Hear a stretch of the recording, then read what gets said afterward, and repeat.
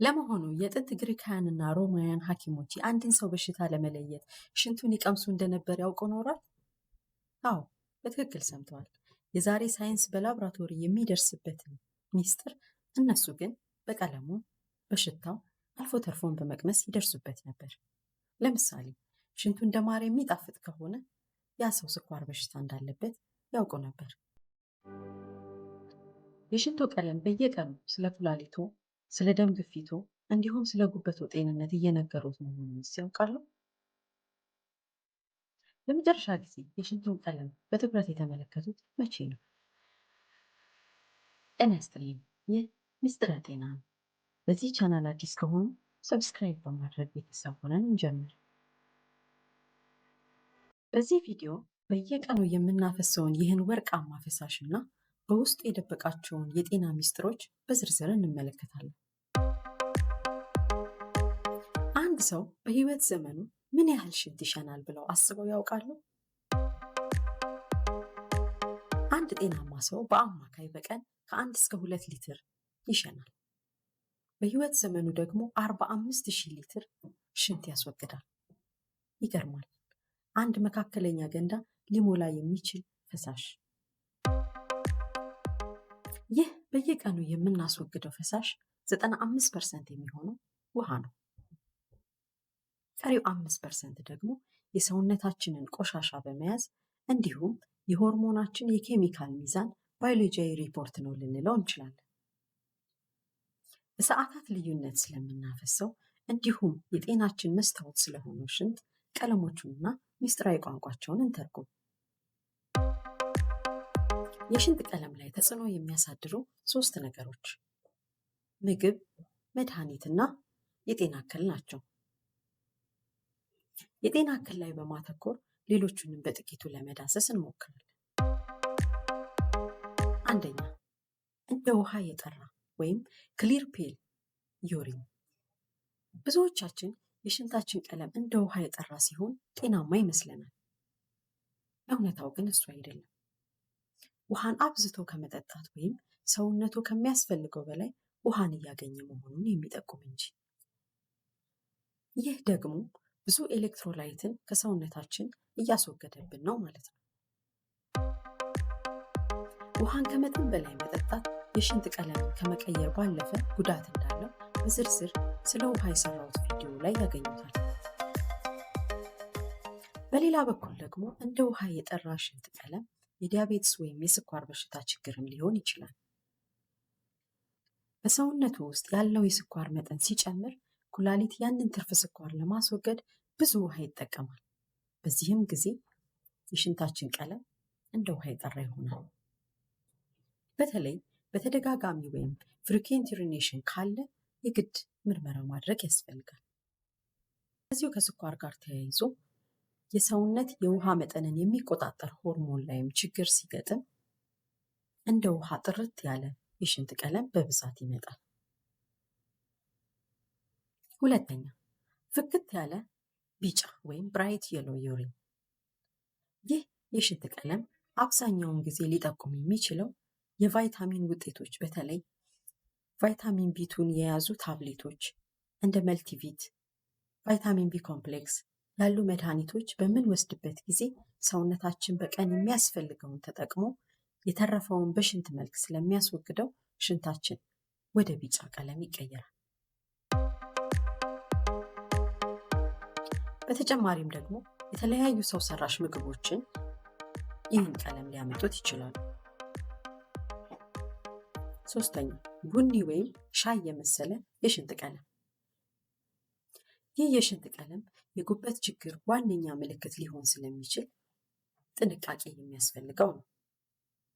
ጉበት ቢሊሩቢን የተባለውን ንጥረ ነገር በአግባቡ ማጣራት ሲያቅተው የሚመጣ የሽንት ቀለም ሲሆን በተጨማሪም ደግሞ የቢል ቱቦ የመዘጋት ችግር ሲገጥመው ይህ ንጥረ ነገር በሽንት በመውጣት ሽንቱን ወደዚህ ቀለም ይቀይራል። የዚህን አይነት የሽንት ቀለም ካስተዋሉ ጊዜ ሳያጠፉ ወደ ሕክምና ተቋም በመሄድ ምርመራ ማድረግ ይኖርቦታል። አራተኛ፣ ቀይ ወይም ሮዝ የሽንት ቀለም። የጥንት ሐኪሞችን ክፉኛ ያስደነግጥ የነበረው ይህ የሽንት ቀለም ነበር። ምክንያቱ ደግሞ በሕክምናው ቋንቋ ሂማቹሪያ ወይም በሽንት ውስጥ ደም መኖሩን የሚያሳይ በመሆኑ ነው። ይህም በኩላሊት ጠጠር፣ በሽንት ቧንቧ ኢንፌክሽን ወይም UTI ወይም ደግሞ የከፋ የጤና እክል ለምሳሌ በካንሰር ምክንያት ሊከሰት ስለሚችል ችላ የማይባል በመሆኑ ነው። ሆኖም ግን እንደ ቀይ ስር ያሉ ምግቦችና አንዳንድ መድኃኒቶችም ይህን የሽንት ቀለም ሊያመጡ ስለሚችሉ እነሱንም ማረጋገጥ ይኖርቦታል። 5. አረፋማ ወይም ፎሚ ዩሪን። ይህ የሽንት ቀለም በሚሸኑበት ጊዜ እንደ ቢራ ወይም እንደ ሳሙና አረፋ ከሆነ ኩላሊቶ ፕሮቲን እያፈሰሰ መሆኑን ይነግረናል። ፕሮቲን ደግሞ ለሰውነታችን ግንባታ የሚውል እንጂ የሚወገድ ባለመሆኑ ኩላሊቶ እርዳታን እየጠየቀ መሆኑን የሚገልጽ ትልቅ ምልክት ነው። ሌላው ደግሞ በደም ግፊት ምክንያት የኩላሊት አጣሪዎች ሲጎዱ ውስጥ መቅረት የነበረበት ፕሮቲን በሽንት መልክ ሲወገድ ነው። በመሆኑም ሽንት በሚሸናበት ጊዜ የማያቋርጥ ጥቅጥቅ ያለ አረፋ ካለው የደም ግፊት ኩላሊቶን እየጎዳ መሆኑን የሚያሳይ ዋነኛ ማስጠንቀቂያ ነው። 6.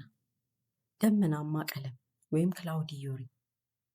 ይህ የደፈረሰ የሽንት ቀለም በተለያየ ምክንያት ሊመጣ የሚችል ሲሆን ዋና ዋናዎቹን ለማየት እንሞክር።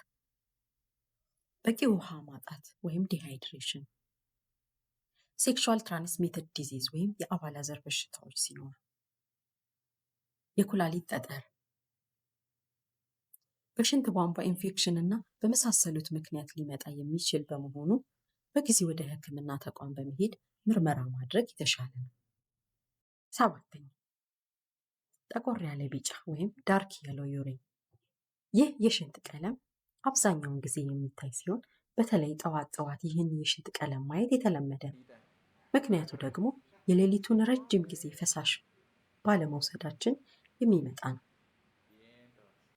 ሌላው በሰውነቱ የውሃ ማነስ ወይም ዲሃይድሬሽን ሲኖር የሚመጣ ሲሆን በተጨማሪም የተለያዩ መድኃኒቶች ለምሳሌ እንደ ሪፋምፒሲሊን የቲቢ መድኃኒት በምንወስድበት ጊዜ ይከሰታል። ከፍተኛ የአካል ብቃት እንቅስቃሴ ወይም ሄቪ ኤክሰርሳይዝ በሚሰራበት ጊዜ በላብ የሚወጣው ፈሳሽ በተገቢው መንገድ በውሃ ሳይተካ ሲቀር የሚመጣ የሽንት ቀለምም ነው። ታዲያ ትክክለኛው የሽንት ቀለም የቱ ነው? ገለባ የሚመስል ፈዘዝ ያለ ቢጫ ከሆነ ይህ የጤና ምልክት ነው።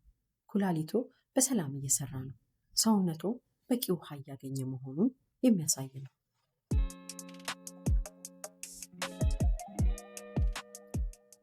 የኩላሊት ጤናና መፍትሄዎቹን እንመልከት። ይህን ሁሉ ፈሳሽ በቋሚነት ማን የሚያጣራ ይመስላችኋል? እንግዲህ ስለ ሽንት ቀለም ካነሳን ስለ ዝምተኛውና ያለ እረፍት ስለሚተጋው ኩላሊት አለማንሳት አንችልም። ኩላሊታችን በቀን 24 ሰዓት ያለ እረፍት 200 ሊትር ደም ያጣራል። ይገርማል። ይህን የሚያደርገው ደግሞ በውስጡ ባሉት በሚሊዮን የሚቆጠሩ ጥቃቅን ማጣሪያዎች ወይም ኒፍሮንስ አማካኝነት ነው። ታዲያ ይህ ድካም የማያውቀው ፋብሪካ ሲታወቅ የመጀመሪያው ምልክት የሚመጣው በሽንት ቀለም በኩል ነው። የኩላሊት ተግባር ከደም ማጣራት ያለፈ ነው። ግፊታችንን ይቆጣጠራል፣ የቀይ ደም ሴል ሆርሞንን መልቀቅና ቫይታሚን ዲንም ያነቃቃልናል።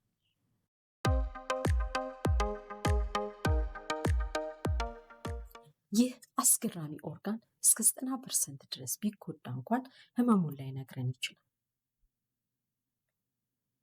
ታዲያ መፍትሄው ምንድን ነው? የሽንቱን ቀለም በማየት ውሃን ማመጣጠን። ውሃ ጠጥተው ከ24 ሰዓት እስከ 48 ሰዓት ውስጥ ወደ ጤናማ ወይም ፈዘዝ ያለ ቢጫ ካልተመለሰ ሽንቶ ሕክምና ተቋም በመሄድ ምርመራ ማድረግ ይኖርቦታል። ከሽንቱ ቀለም ለውጥ ጋር ተያይዞ ደራስ ምታት፣ ትኩሳት፣ የጎን ህመም የመሳሰሉት ካጋጠሙት በቶሎ ወደ ሕክምና ተቋም በመሄድ ምርመራ ማድረግ ይኖርቦታል። ሌላው ሽንትን አለመያዝ አመጋገቡን ማስተካከል፣ በተለይ በፋብሪካ የተቀነባበሩ ወይም ሰው ሰራሽ ቀለም ያላቸው ምግቦች እና መጠጦች ማስወገድ።